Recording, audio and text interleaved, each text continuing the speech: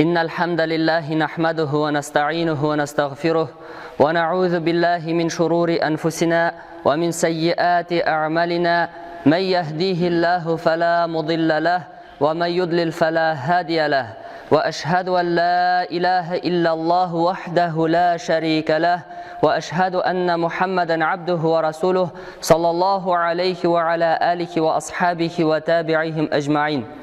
Barcha maqtovdanlovlar, hurmatlovlar, barcha tubanchiliklar Alloh taolaga gina tegishli. Biz anig'ina maqtaymiz, annangina yordam so'raymiz, annangina yorliqovni yalvaramiz. Nafsalarimizning buzuqligidan, g'amallarimizning g'amallarimizning nashardan biz Alloh taolaga sığınabız. Kimni Alloh Rabbimiz o'zining keng rahmati va marhamati bilan to'g'ri yo'lga ko'ndirsa, ani hech kim adashtirmas. Kimni Alloh Rabbimiz o'zining adilligi bilan adashtirsa, ani hech kim to'g'ri yo'lga ko'ndirmas. Shahidlik beram shunliqda Alloh taoladan boshqa hech bir ibodat qilinirga loyiqli zot yo'q. Yolg'iz ol, aning tengdoshi yo'q. Ham shahidlik beram Muhammad sallallohu alayhi va sallam Alloh taolaning quli ham elchisi ekanligini, аңа, аның ахли бейті, сахабаларға, ham to'g'ri yo'ldan boruvchi barcha mu'min musulmonlarga Allohning salami, rahmati va barakati bo'lsaydi. Alloh Rabbimiz Qur'onda mu'minlarga murojaat etib ayta: "A'udhu billahi minash shaytonir rojim. Innalloha va malaikatahu yusalluna 'alan nabi.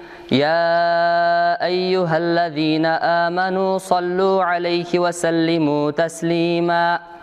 Allah o'zi ham aning farishtalari payg'ambar Muhammad sallallohu alayhi va sallamga salovat aytalar. Ey iymon keltirgan bandalar, sizda payg'ambarga salomlaringizni erishtirgiz, ham salovatlaringizni aytigiz deb. Buxoriy Abu Aliyadan rivoyat eta, shusha salovat degan aybirni anglatib keta. Alloh taolaning salovati ul farishtalar oldinda payg'ambarni maqtovi. Farishtalarning salovati ol payg'ambarimiz Muhammad sallallohu alayhi va sallam uchun duo qiluvlaridir. Abu Isa Tirmizi aytdi, Sufyan Savridan ham boshqa ilm ahllaridan rivoyat qilinadiki, salatur robbi ar-rahmatu de. Alloh taolaning g'alamlarning Robbisining salovat aytuvi ol marhamatliligidir. Va salatul malaikatil istig'faru de. Farishtalarning salovat aytulari ol tavba istig'far, Alloh taoladan g'afur so'rovlaridir. Ibn Abbas radhiyallohu anhumadan rivoyat qilina, Banu Isroil qavmi Musa alayhissalom yanına keldilar, ham aytdilar: "Ey Musa, sening Robbing salovat aytami?" deb. So'ngdan Alloh Rabbimiz Musa alayhissalomga murojaat etib ayta: "Ey Musa, sendan so'radilar, Robbing salovat aytami?" deb. Aytalarga: "Ayyi" deb, chunki men ham mening farishtalarim payg'ambarlarima salovat aytamdi. Alloh Rabbimiz payg'ambar sallallohu alayhi va sallamga o'zining salovat aytganligi xabar etib shu oyatlarni indirdi. Al-Ahzab surasining 56-oyatini biz yong'ina o'qib ketdik.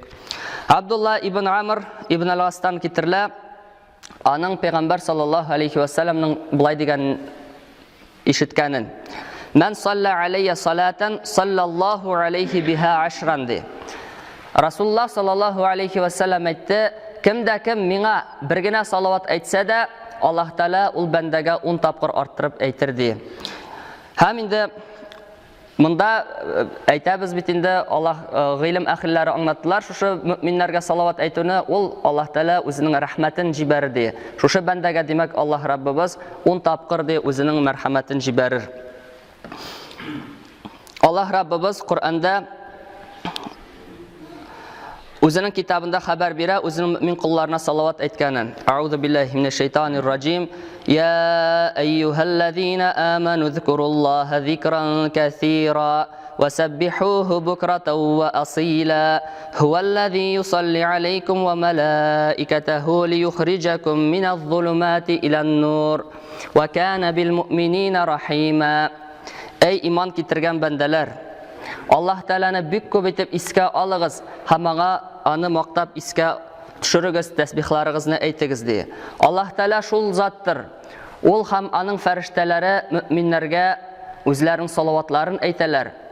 Sizni de, ya'ni Alloh taolo mu'min bandalarına o'zining rahmatini yetkira, sizni de наданлык, җаһилият караңгылыгыннан иман яктылыгына чыгарыр өчен Аллаһ Тәала мөэминнәргә карата рәхимле булды ди. Аллаһ илчесе саллаллаһу алейхи ва саллям аңа һәр вакыт салаватның ирешүен хәбәр итә. Бигрәк тә җомга көнне Пәйгамбәрбез саллаллаһу алейхи ва саллям аңа күпләп салават әйтүне безгә васыят итеп калдырды.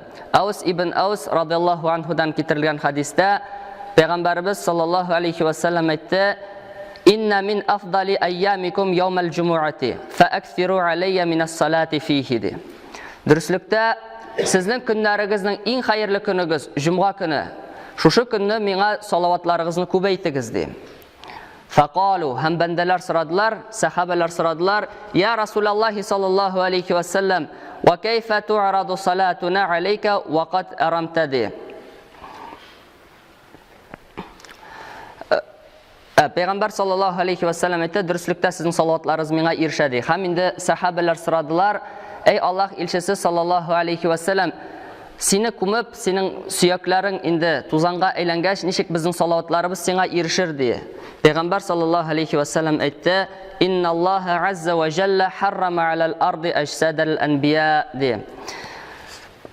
Дөреслекдә ди Аллаһ Тәала азза ва җалла җиргә ди харам кылды пәйгамбәрләрнең тәннәрен ди. Ягъни җир пәйгамбәрләрнең тәннәрен, җәсәтләрен ширитми ди. Бу Абу Дауд сунанында китерелә бу хадис.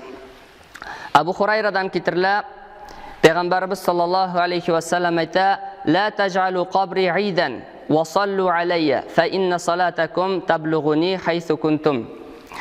Абу Дауттан шулай китерелә, Пәйгамбәр саллаллаһу алейхи ва саллям әйтте: "Минем кабремне бәйрам үткәрә торган урын итеп, бәйрам үткәрә торган җир итеп алмагыз. Бәлки миңа салават әйтегез. Сез кайда гына булсагыз да, миңа сезнең салават әйтүләрегез ирешәдер" ди. Бу хадисләрне, бу аятларны ишетеп тә салават әйтмәүче кеше ул саран һәм гафил кеше. Пәйгамбәрбез саллаллаһу алейхи ва саллямның шушындай сүзләрен Гали радиллаһу анһу безгә җиткерә: "Әл-бахилу ман зукирту индаху фалам юсалли алейя" ди. Саран булып шул кеше тора ки, кемнең кырында минем исемем искә алынды ди, Пәйгамбәрбез саллаллаһу алейхи ва саллям әйтә. Кемнең кырында минем исемем искә алынды һәм ул миңа салават әйтмәде ди. Абу Хурайра радиллаһу анһудан китерелә: "Ма мин ахадин юсаллиму алейя илля раддаллаһу алейя рухи хатта арудда алейхи салама."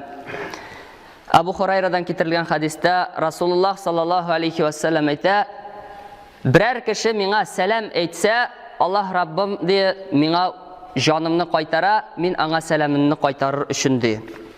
Димәк, без Пәйгамбәр саллаллаһу алейхи ва саллямга сәламнәребезне әйтсәк, салаватларыбызны әйтсәк, ул безгә җавап бирә дигән сүз. Салаватның рәвешенә килгәндә Абу Мухаммад Кааб ибн Уҗрадан китерелә, ул әйтте: "Хараҗа алейна ан-набийю саллаллаһу алейхи ва саллям фақулна: Я Расулаллаһи саллаллаһу алейхи ва саллям, قد علمنا كيف نسلم عليك فكيف نصلي عليك." Пәйгамбәр саллаллаһу алейхи ва саллям безнең янга чыкты һәм без аңа мөрәҗәгать иттек. Без инде белдек, эй Аллаһ илчесе саллаллаһу алейхи ва саллям, сиңа ничек итеп сәламнәрне ирештерүне ди. Һәм инде моны аңлаталар, әт-тәхияттәге "Ассаламу алейка айюхан набий ва рахматуллаһи ва баракатуһ" дигән сүзләр белән. Без аны ди әт-тәхияттан аңладык ди. Сиңа ничек салават әйтиксең дигәч, Пәйгамбәр саллаллаһу алейхи ва саллям әйтте: "Qulu Allahumma salli ala Muhammadin wa ala ali Muhammadin kama sallaita ala Ibrahim wa ala ali Ibrahim innaka Hamidum Majid. Allahumma barik ala Muhammadin wa ala ali Muhammad kama barakta ala Ibrahim wa ala ali Ibrahim innaka Hamidum Majid." Әйтегез ди, эй Аллаһ, Мөхәммәдкә һәм аның гаиләсенә, Ибраһим һәм аның гаиләсенә салаватларыңны ирештергән кебек аңа ирештерсәң иде. Эй Аллаһ, Мөхәммәдкә һәм аның гаиләсенә, Пәйгамбәр Ибраһим һәм аның гаиләсенә бәрәкәтләреңне биргән кебек аның да гаиләсенә бәрәкәтләреңне бирсәң иде дип әйтегез ди. Шушы аятлардан, шушы хадисләрдән чыгып, хәтта кайбер мәзһәбләрдә, мисал өчен Имам Шафиғи мәзһәбендә соңгы тәшәһүдтә салават әйтүне ваҗиб дәрәҗәсенә күтәрделәр. Ягъни салават төшеп кала икән, намазың дөрес түгел ди. Әмма инде ул башка мәзһәбләрдә сөннәт булып калды.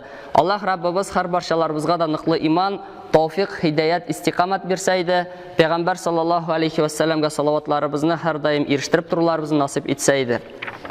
Аллах в Коране говорит, обращаясь к верующим: Аллах и его ангелы благословляют пророка. О те, которые уверовали, благословляйте пророка и приветствуйте его. Имам Бухари передает от Абу Алии: благословение Аллаха – это его восхваление пророка перед ангелами, а благословение ангелов – это их мольбы по пророку, саллаллаху алейхи вассалям. Пророк, саллаллаху алейхи вассалям, сказал: кто скажет слова благословения мне один раз, Аллах окажет ему милость 10 раз. Посланник Аллаха, саллаллаху алейхи вассалям, также сказал: если кто-нибудь поприветствует меня, Аллах возвращает мою душу, чтобы я ответил ему.